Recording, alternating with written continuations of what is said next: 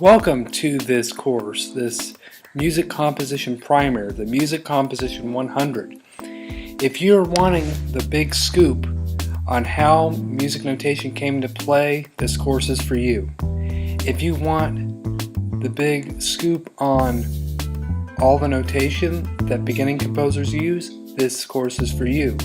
If you need help with your theory and your composition lessons, this course is for you.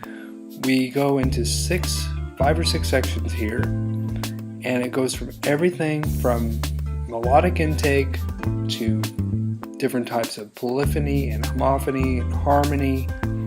All of it is jam-packed into this course.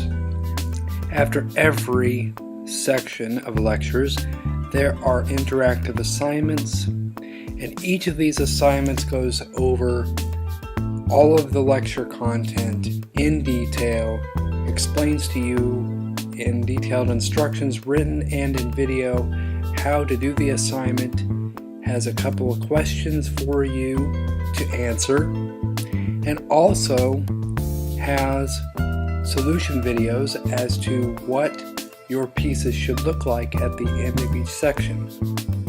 And then you also have some quizzes at the tail end of every section, honing in on all of the different